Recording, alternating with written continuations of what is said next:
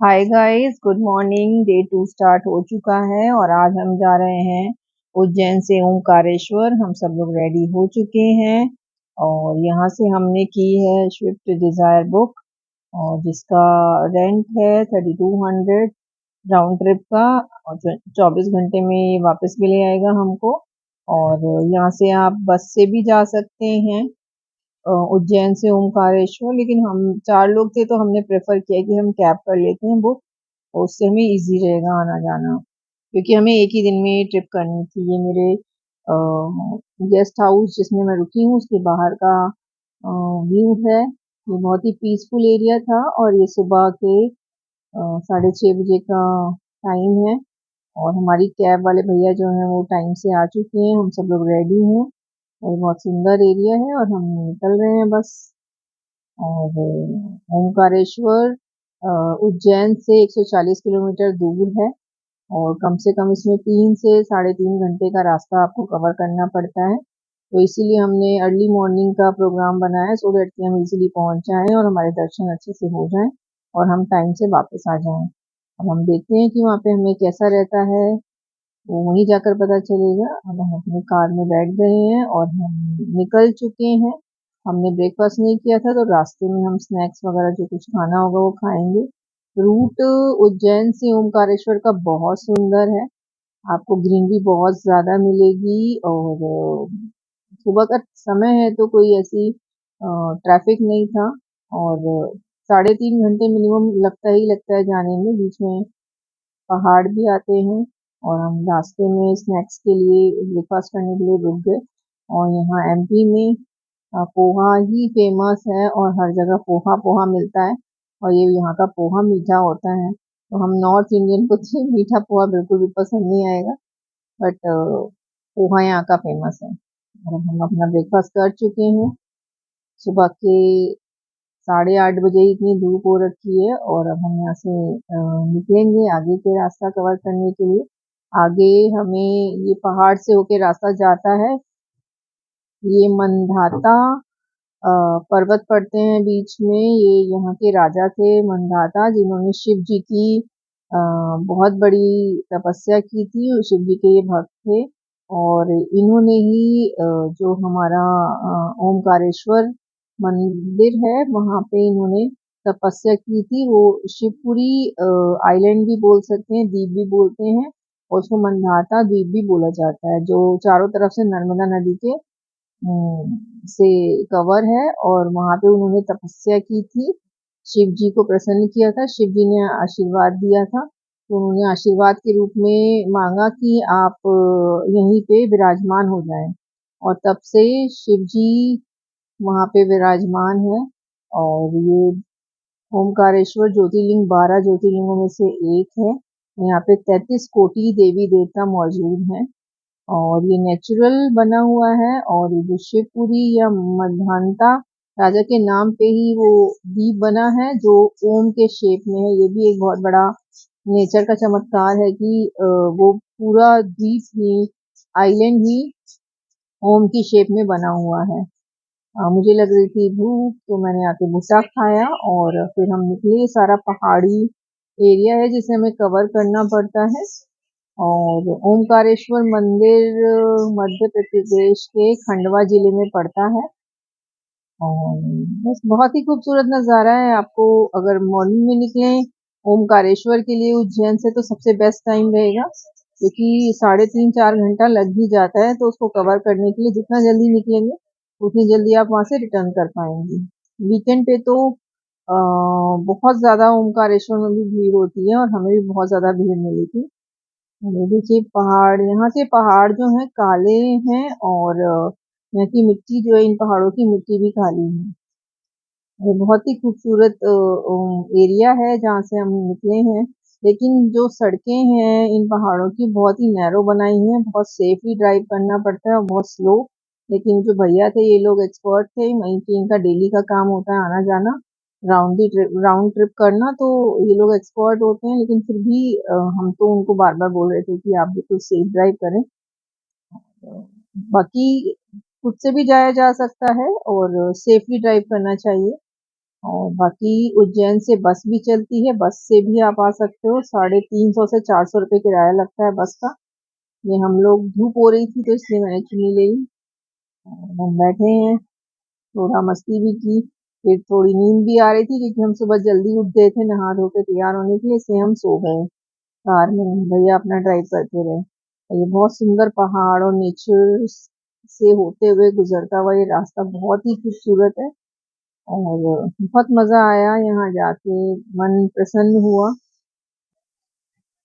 ओमकारेश्वर पहुंचने से 2-3 किलोमीटर पहले ही ये बैरिकेड्स लगाए हुए हैं पुलिस वालों ने, सो दैट कि यहाँ पे सारी एक जगह बना हुआ है जहाँ पे सारी सारी गाड़ियों को पार्किंग में लगा दिया जाता है और यहाँ से जाते हैं बैटरी रिक्शा और टेम्पूज। और ये टेम्पू 20 रुपए पर हेड किराया लेते हैं, जो कि नर्मदा घाट तक छोड़ आते हैं, जहाँ से ओमकारेश्वर आप या तो एक सेतु मंदाता सेतु बना हुआ है, आप उसके थ्रू जा सकते हो पैदल, या फिर जो है नर्मदा नदी से आप नाव से आप जा सकते हो। और ये फिर हम टेम्पो में बैठे, टेम्पो से ये रास्ता सारा कवर करते हुए, पहाड़ी एरिया था सारा, सुंदर लग रहा था बहुत ज्यादा। और दो करीब 10 से 15 मिनट के डिफरेंस में ही हम लोग पहुंच गए वहां पे ओमकारेश्वर। और इसने भी टेम्पू भी आपको मार्केट एरिया से पहले ही रोक देता है, वहां भी बैरिकेड्स लगे होते हैं और जाने का रास्ता सारा बंद किया होता है, केवल जो पैदल यात्री होते हैं वही जा सकते हैं, या कोई लोकलाइट्स होते हैं जिनकी अपनी गाड़ी वगैरह होती है वही जाती है, अदरवाइज टेम्पो वगैरह कुछ नहीं चलता, वहां से आपको पैदल चलना पड़ता है। ये द्वार आ गया है ओमकारेश्वर का, यहाँ से बैरिकेड्स लगे होते हैं। ओमकारेश्वर पॉइंट है, यहाँ से आगे जाने के बाद आपको थोड़ा सा ही आगे जाएंगे, बैरिकेड से आगे आगे यहीं पे टेम्पू खड़ा करवा देंगे। यहाँ से हमें पैदल चलना पड़ता है और सारा ये मार्केट एरिया, हमने भी प्रसाद खरीद लिया था। और थोड़ा आधा किलोमीटर पैदल चलने के बाद ये घाट का रास्ता आ जाता है, जहाँ से वहाँ के लोकलाइट्स जो होते हैं वो आपको खुद ही बुला लेंगे कि आप नाव से जाना चाहते हैं या फिर सेतु से जाना चाहते हैं, यानी कि जो वो पुल बना हुआ है उसको क्रॉस करके जाना चाहते हैं। पुल क्रॉस करने में कम से कम आपको आधा घंटा लगेगा, क्योंकि काफी लंबा होता है।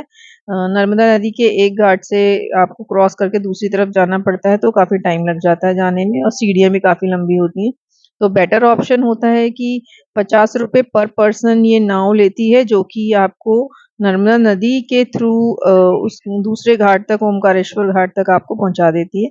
तो हमने ऑप्ट किया था नाव का ऑप्शन, और एक एक करके सब लोग इसमें बैठ जाते हैं और फिर हम यहाँ से बहुत खूबसूरत नज़ारे मिलते हैं। ये रहा सामने आपको पुल नजर आ रहा होगा, उस पुल को आपको क्रॉस करना पड़ता है पैदल, तो पैदल बहुत ज्यादा चलना पड़ता है। तो बेटर ऑप्शन यही है कि नाव से जाया जाए, और नाव से आपको सारे नज़ारे देखने को मिलते हैं, बहुत ही अद्भुत और बहुत ही खूबसूरत नज़ारा होता है।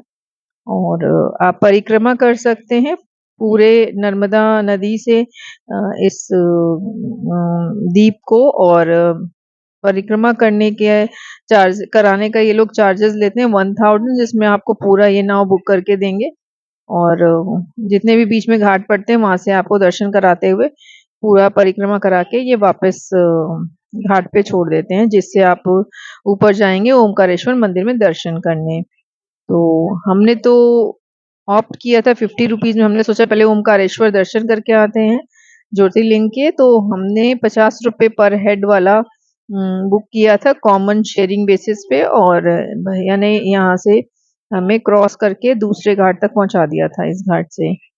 और ये बहुत ही खूबसूरत नज़ारा, नर्मदा नदी बहुत ही तेज प्रवाह में बह रही थी, और ये मोटर बाइक होती है यहाँ पे, ज्यादातर मोटर बाइक ही चलती हैं। और ये इतने सारे लोग थे जो हमारे साथ जा रहे थे। इस तरफ देख के लग नहीं रहा था कि बहुत ज्यादा भीड़ होगी, लेकिन दूसरी तरफ घाट पे जब हम ओमकारेश्वर घाट पहुंचे तो वहां पे भीड़ बहुत ज्यादा थी। बहुत ही खूबसूरत ये सारा व्यू है यहाँ का, पहाड़ों पे बना हुआ है ये सारा, आइलैंड है छोटा सा। शिवपुरी के नाम से भी जाना जाता है और राजा मंदाता के नाम से इसको मंदाता द्वीप के नाम से भी जाना जाता है। और ये पूरा द्वीप जो है वो ओम की शेप में बना हुआ है, नेचुरली फॉर्म्ड है। तो ये कुदरत का बहुत बड़ा करिश्मा है।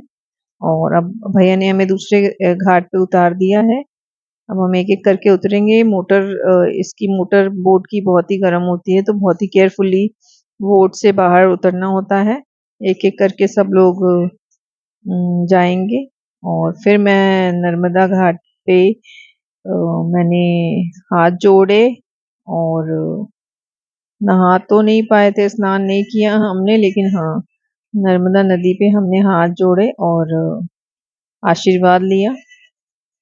और फिर हम आगे बढ़े ओमकारेश्वर ज्योतिर्लिंग के दर्शन करने के लिए। इस घाट से जाने का ये रास्ता है, सारा सीढ़ियों से जाना पड़ता है, बट यहाँ थोड़ी सी सफाई की कमी है।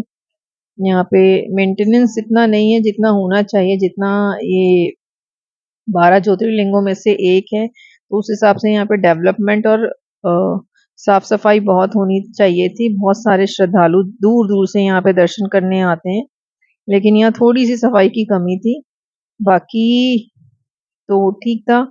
मंदिर के आसपास बहुत सारे प्रसाद वगैरह लेने के लिए मार्केट बनी हुई है। आप बाकी सामान वगैरह कुछ छोटा मोटा आप खरीदना चाहो तो वहां से सब कुछ खरीद सकते हो। यहाँ रुकने के लिए होम स्टे और छोटे छोटे गेस्ट हाउस बने हुए हैं, जहाँ पे जो लोग यहाँ रुकना चाहते हैं वो यहाँ पे आराम से रुक सकते हैं। हमें तो वापस जाना था और हम लाइन में लग गए दर्शन करने। भीड़ बहुत ज्यादा थी।